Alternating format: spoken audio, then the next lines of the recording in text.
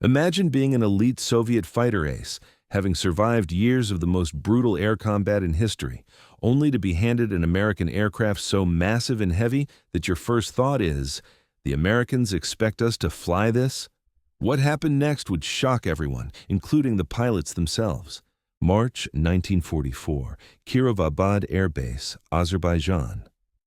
Guards Captain Andrei Vitruk, a decorated ace with 19 confirmed victories flying the nimble Yak-9, stood before the strangest fighter aircraft he'd ever seen. The Republic P-47. Thunderbolt sat on the tarmac like a beached whale, its enormous radial engine and bulky fuselage dwarfing every Soviet fighter on the field. "This is a fighter?" he asked the Soviet liaison officer skeptically. "It looks like someone attached wings to a locomotive." Around him, other experienced Soviet pilots circled the massive American aircraft with expressions ranging from confusion to outright mockery. The P-47 weighed 17,500 pounds fully loaded, nearly twice the weight of the Yak-9 they'd been flying. Its air-cooled radial engine seemed absurdly large compared to the sleek inline engines of Soviet fighters.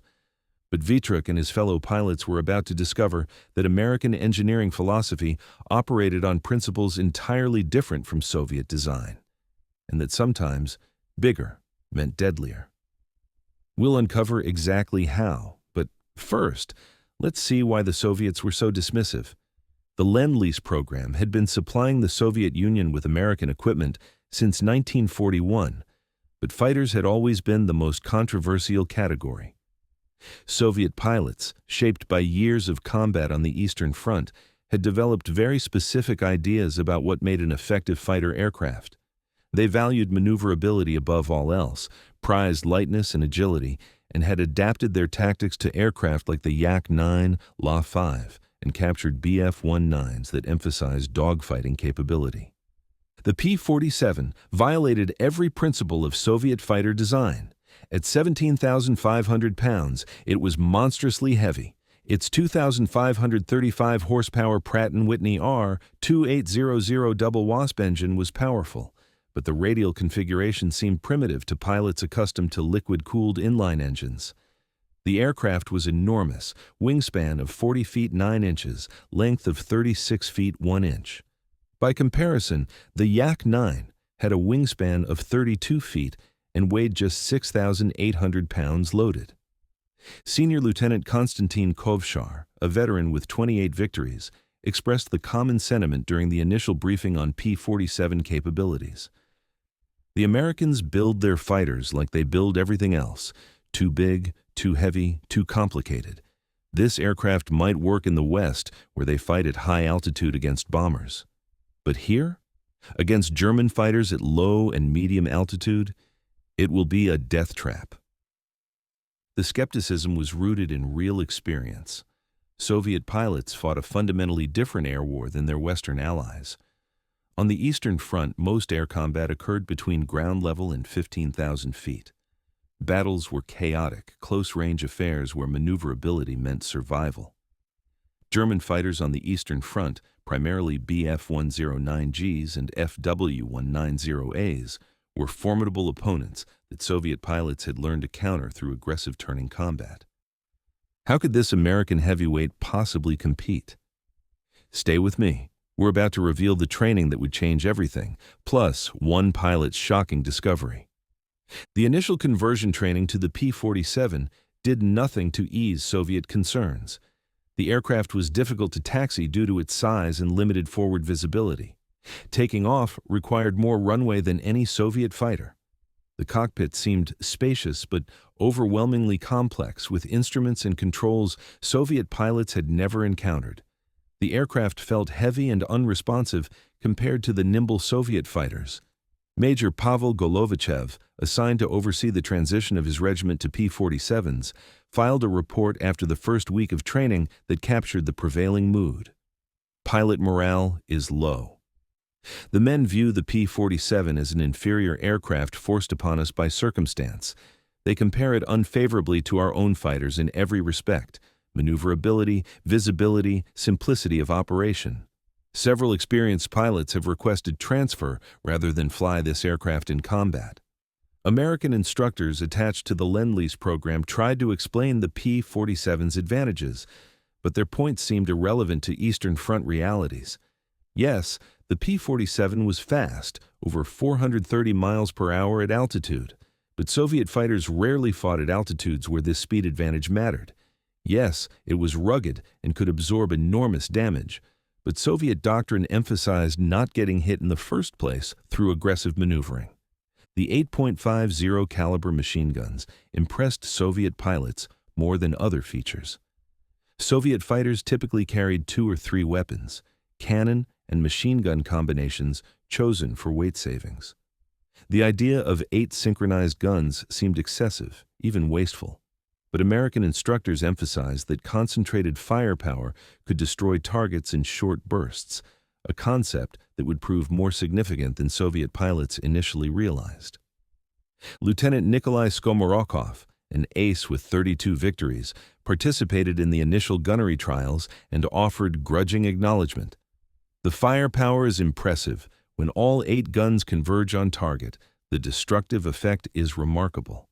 A 2-second burst shredded our target aircraft completely.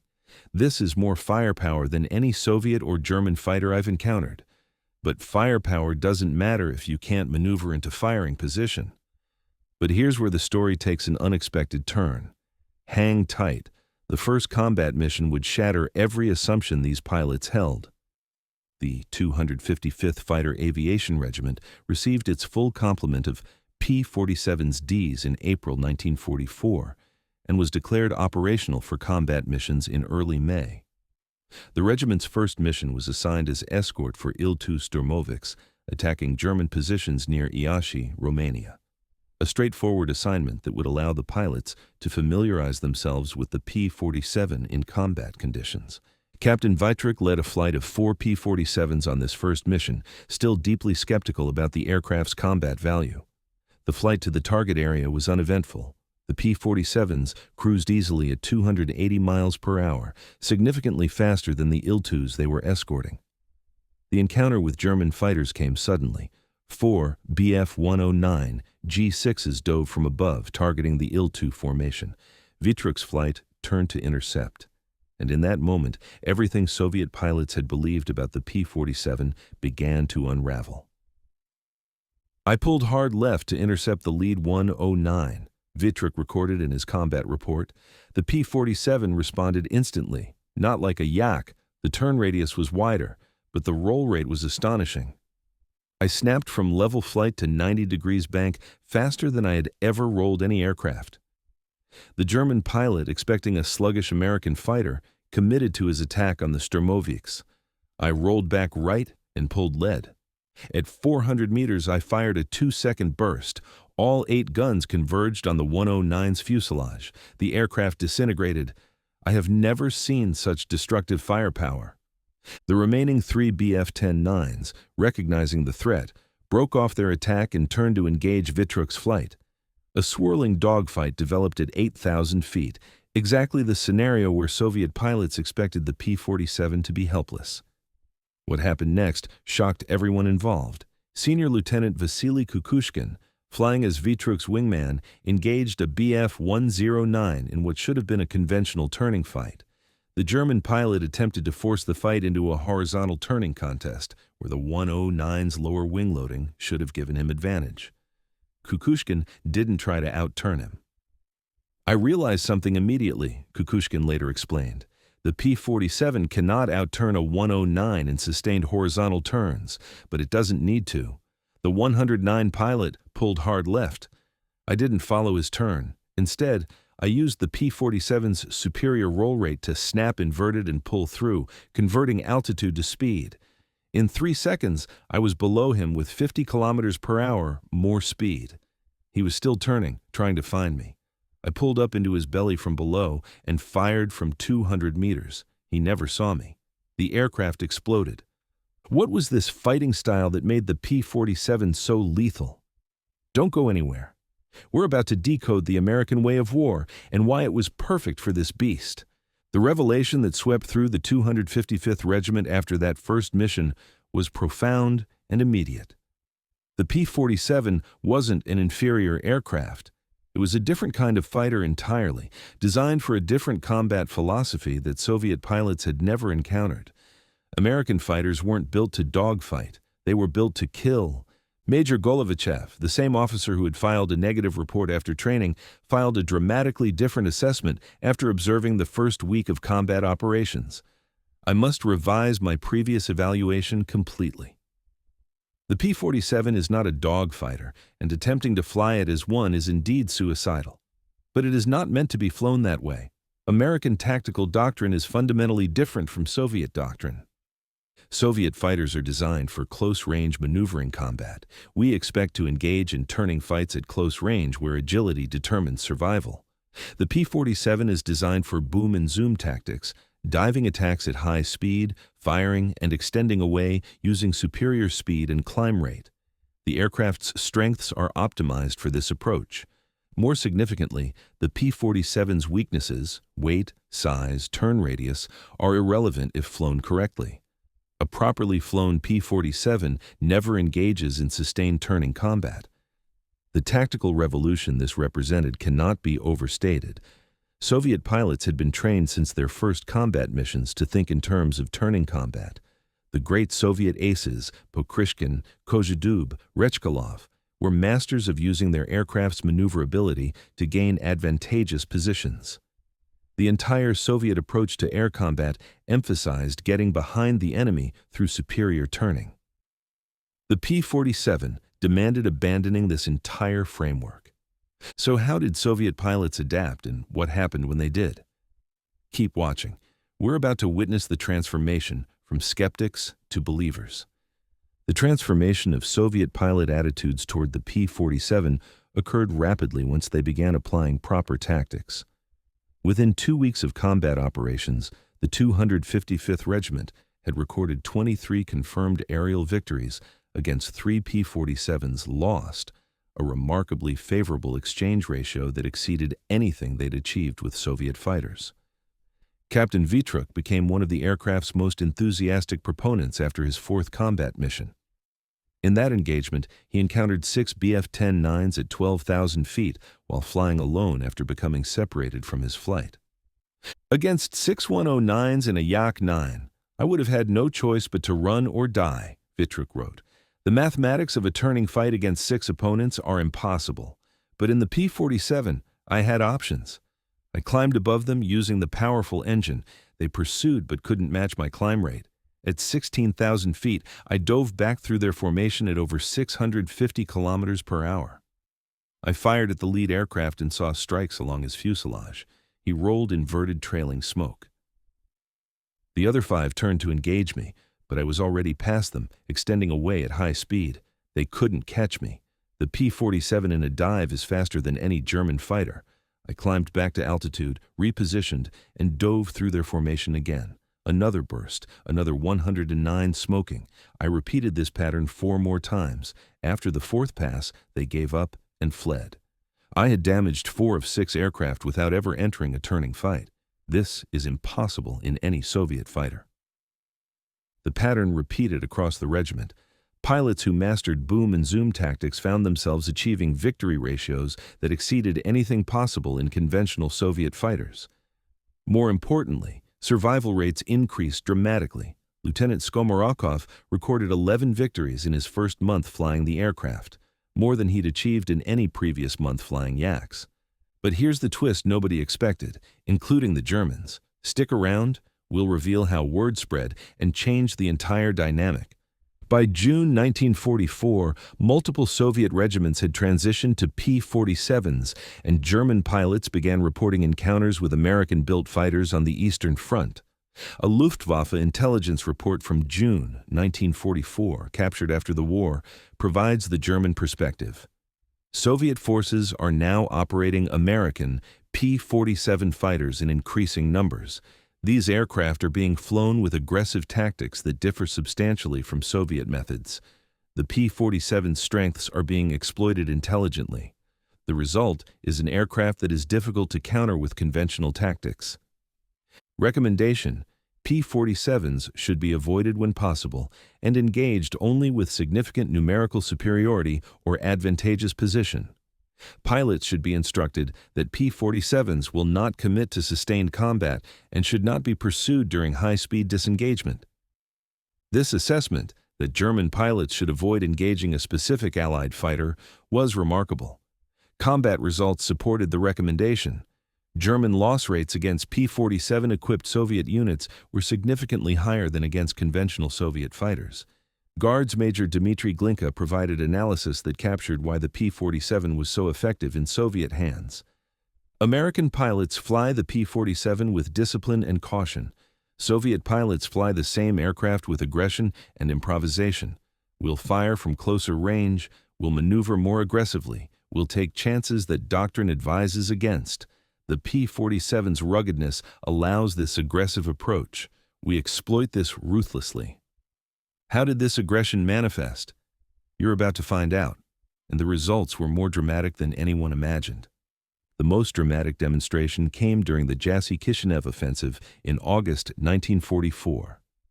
On August 22nd, Captain Vitruk led 8 P-47s on a fighter sweep and encountered approximately 20 Bf-109Gs and FW-190As at 10,000 feet.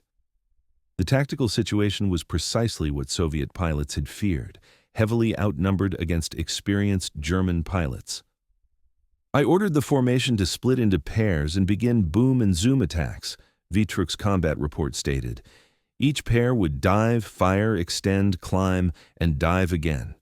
We would not engage in turning combat regardless of provocation. The Germans attempted to force close-range maneuvering combat. We refused. The battle lasted 18 minutes. My formation destroyed 7 German fighters confirmed and damaged at least 4 more. We lost no aircraft. 8 P-47s had engaged 20 German fighters and emerged victorious without loss. This outcome was impossible in conventional Eastern Front combat. The P-47, properly employed, had neutralized numerical advantage through systematic application of energy tactics. But numbers only tell part of the story. What did it feel like? Stay tuned. We're diving into the most intense first-hand account yet. Lieutenant Skomarokov's combat report from that engagement provides visceral detail. I selected a FW-190 and rolled inverted into a near-vertical dive. The P-47 accelerates unlike any aircraft I've flown. Within seconds, my airspeed was over 700 kilometers per hour. The FW-190 pilot turned hard left. I didn't follow. I led him slightly and fired from 300 meters. The 8 guns, the concentrated firepower is devastating. I observed multiple strikes, pieces separated from his aircraft. He rolled right and went down smoking. I pulled back and climbed at full power. The R-2800 engine at maximum power is like being attached to a rocket. I climbed back through 11,000 feet in less than a minute. I rolled and dove again. This time, a Bf-109 turned to meet me head-on. This is suicide in a yak. The 109's cannon will destroy a Soviet fighter. But in the P-47, I was confident. I held course and fired first. My 8 guns against his weapons. I saw his strikes hitting my engine and wing. I didn't care. My firepower was shredding his aircraft. He broke off trailing smoke and coolant. After the battle, ground crew counted 14 separate hits on my aircraft. In a Yak-9, any 3 would have been fatal. In the P-47, they were superficial damage. The aircraft flew perfectly.